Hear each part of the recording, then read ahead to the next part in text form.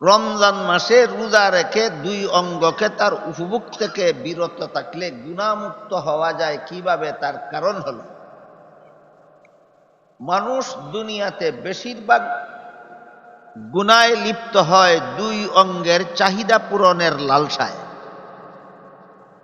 জিহ্বার চাহিদা পূরণের লালসায় অসংখ্য গুনাহে লিপ্ত হয়, লজ্জাস্থানের চাহিদা পূরণের লালসায় অসংখ্য অগণিত গুনাহে লিপ্ত হয়।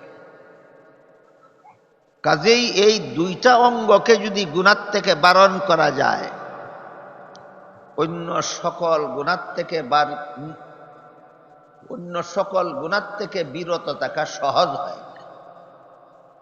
এই জন্য দুই অঙ্গকে তার উপভোগ থেকে বারণ করার নাম রোজা সাব্যস্ত করেছেন, এবং এর মাধ্যমে তোমরা তাকওয়া অর্জন করতে পারো, গুনাহমুক্ত হতে পারো বলে আল্লাহ উল্লেখ করেছেন।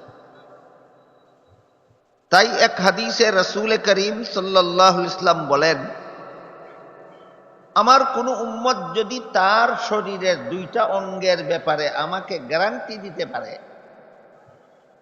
এই দুইটা অঙ্গকে হারাম কাজে ব্যবহার করবে না, তাহলে আমিও তাকে গ্যারান্টি দিতে পারবো জান্নাতে পৌঁছে যাওয়ার।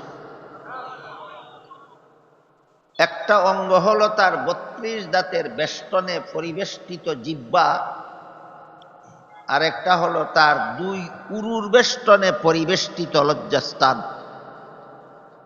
রাসূল বলেন, যেই ব্যক্তি তার জিহ্বা সম্পর্কে আমাকে গ্যারান্টি দিতে পারবে, এই জিহ্বার দ্বারা হারাম উপভোগ করবে না, আর যে ব্যক্তি তার লজ্জাস্থানের ব্যাপারে আমাকে গ্যারান্টি দিতে পারবে, লজ্জাস্থানকে হারাম উপায়ে উপভোগ করবে না, আমি রাসূল তাকে জান্নাতে পৌঁছে দেওয়ার গ্যারান্টি দিতে পারব।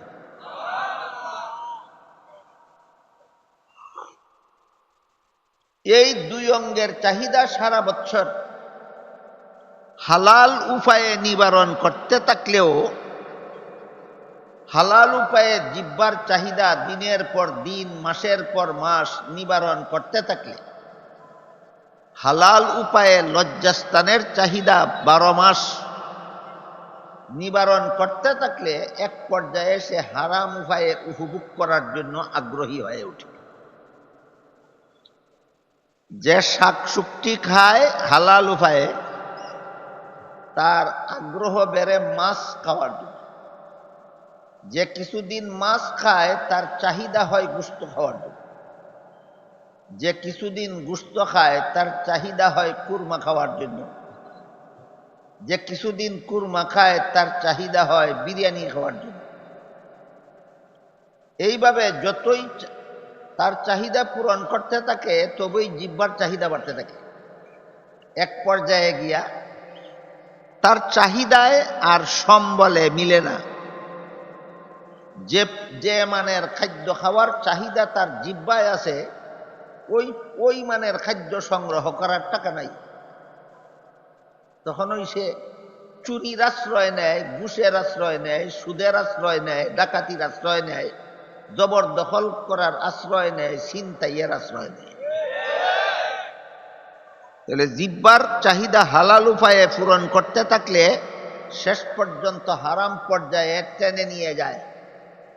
কাজে এটাকে লাগাম টেনে ধরো রমজান মাসে, যেন হারাম পথে তোমার জিহ্বা তোমাকে টেনে নিয়ে যেতে না পারে। অনুরূপভাবে লজ্জাস্থানের ব্যাপারটাও,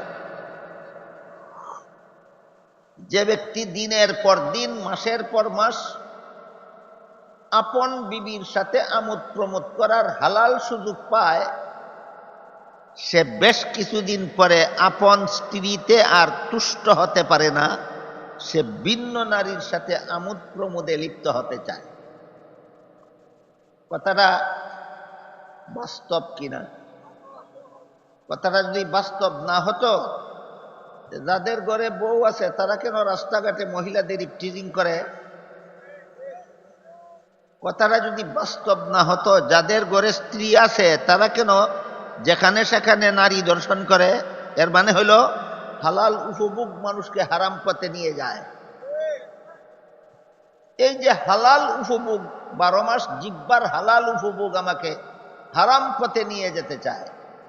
লজ্জাস্থানের হালাল উপভোগ আমাকে এক পর্যায়ে হারাম উপভোগের পথে নিয়ে যায়, এটার থেকে নিয়ন্ত্রণের জন্য সম্পূর্ণ বন্ধ করে দিলে খানা তুমি মরে যাবে। তাই খানা সম্পূর্ণ বন্ধ না করে শুধু রমজান মাসের দিনের বেলায় হালাল খানার থেকে জিহ্বাকে বারণ করে রাখো, হালাল বিবির কাছে যাওয়ার থেকে লজ্জাস্থানকে বারণ করে রাখো। এর মাধ্যমে তোমার হারাম পথে যাওয়ার লালসা নিবারণ হয়ে যাবে। কারণ যে ব্যক্তি আল্লাহর বিধান পালনের জন্য ঘরে মজুদ হালাল খানা না খেয়ে থাকতে পারে, যে ব্যক্তি আল্লাহর বিধান পালনের জন্য ঘরে মজুদ হালাল বিবির কাছে না গিয়ে থাকতে পারে, তার জন্য এই দুই অঙ্গের হারাম উপভোগ থেকে বিরত থাকা সহজ হয়ে যায়। এই হইল রোজার মাধ্যমে তাকওয়া অর্জন করার সিস্টেম, এই হইল রোজার মাধ্যমে তাকওয়া হাসিল করার পদ্ধতি। উপভোগ, জিহ্বা খেতে চায় এটা তার উপভোগ, জিহ্বা পান করতে চায় এটা তার উপভোগ। তাই দুই কাজের প্রথম কাজ হলো জিহ্বার উপভোগ থেকে বিরত থাকা, আরেকটা হলো লজ্জাস্থানের উপভোগ থেকে বিরত থাকা, স্বামী স্ত্রী মিলামিশার থেকে বিরত থাকা। এই দুই কাজ থেকে আল্লাহর বিধান পালনের জন্য দিনের বেলায় বিরত থাকার নাম রোজা। প্রশ্ন হলো, শত শত হাজার হাজার গুনার সুযোগ সুবিধা দুনিয়াতে আছে, মাত্র দুই অঙ্গের উপভোগ থেকে বিরত থাকার নাম রোজা। এই রোজার দ্বারা আমরা সকল গুনার থেকে মুক্ত হতে পারি। কথাটা আল্লাহ কোন যুক্তিতে বললেন?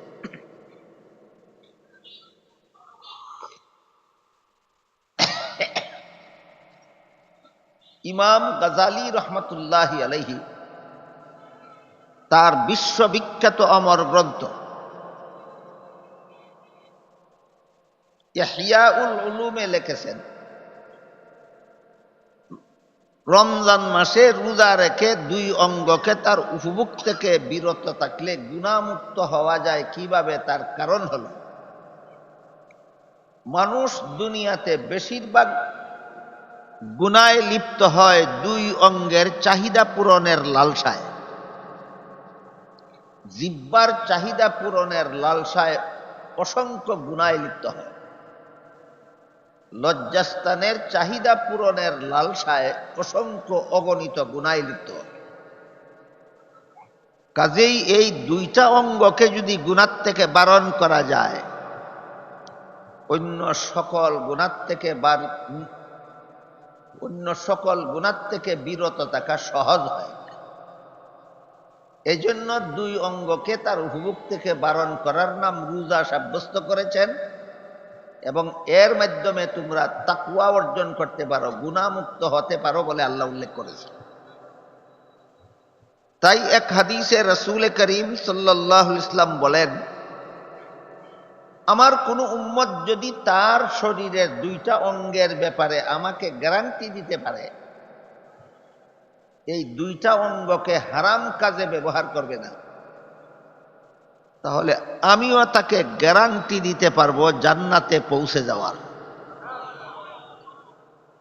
একটা অঙ্গ হলো তার 32 দাঁতের বেষ্টনে পরিবেষ্টিত জিহ্বা, আর একটা হলো তার 2 উরুর বেষ্টনে পরিবেষ্টিত লজ্জাস্থান।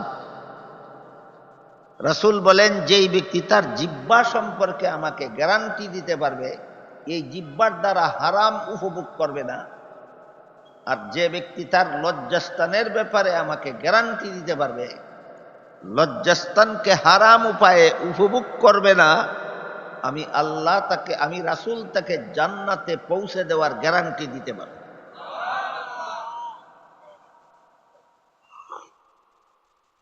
এই দুই অঙ্গের চাহিদা সারা বছর হালাল উপায়ে নিবারণ করতে থাকলেও, হালাল উপায়ে জিহ্বার চাহিদা দিনের পর দিন, মাসের পর মাস নিবারণ করতে থাকলে, হালাল উপায়ে লজ্জাস্থানের চাহিদা 12 মাস, নিবারণ করতে থাকলে এক পর্যায়ে সে হারাম উপায়ে উপভোগ করার জন্য আগ্রহী হয়ে ওঠে। যে শাকসবজি খায় হালাল উপায়ে তার আগ্রহ বেড়ে মাছ খাওয়ার জন্য। যে কিছুদিন মাছ খায় তার চাহিদা হয় গোশত খাওয়ার জন্য। যে কিছুদিন গোশত খায় তার চাহিদা হয় কুরমা খাওয়ার জন্য। যে কিছুদিন কুরমা খায় তার চাহিদা হয় বিরিয়ানি খাওয়ার জন্য। এইভাবে যতই তার চাহিদা পূরণ করতে থাকে তবেই জিহ্বার চাহিদা বাড়তে থাকে। এক পর্যায়ে গিয়া তার চাহিদায় আর সম্বলে মিলে না। যে মানের খাদ্য খাওয়ার চাহিদা তার জিহ্বায় আছে ওই মানের খাদ্য সংগ্রহ করার টাকা নাই। তখনই সে চুরির আশ্রয় নেয়, ঘুষের আশ্রয় নেয়, সুদের আশ্রয় নেয়, ডাকাতির আশ্রয় নেয়, জবরদখল করার আশ্রয় নেয়, ছিনতাইয়ের আশ্রয় নেয়। তাহলে জিহ্বার চাহিদা হালাল উপায়ে পূরণ করতে থাকলে শেষ পর্যন্ত হারাম পর্যায়ে টেনে নিয়ে যায়।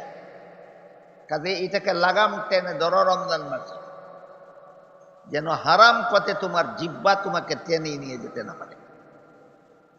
অনুরূপভাবে লজ্জাস্থানের ব্যাপারটাও, যে ব্যক্তি দিনের পর দিন মাসের পর মাস আপন বিবির সাথে আমোদ প্রমোদ করার হালাল সুযোগ পায়, সে বেশ কিছুদিন পরে আপন স্ত্রীতে আর তুষ্ট হতে পারে না। সে ভিন্ন নারীর সাথে আমোদ প্রমোদে লিপ্ত হতে চায়। কথাটা বাস্তব কিনা? কথাটা যদি বাস্তব না হতো, যাদের ঘরে বউ আছে তারা কেন রাস্তাঘাটে মহিলাদের ইফটিজিং করে? কথাটা যদি বাস্তব না হতো, যাদের ঘরে স্ত্রী আছে তারা কেন যেখানে সেখানে নারী দর্শন করে? এর মানে হলো হালাল উপভোগ মানুষকে হারাম পথে নিয়ে যায়। এই যে হালাল উপভোগ, 12 মাস জিহ্বার হালাল উপভোগ আমাকে হারাম পথে নিয়ে যেতে চায়। লজ্জাস্থানের হালাল উপভোগ আমাকে এক পর্যায়ে হারাম উপভোগের পথে নিয়ে যায়।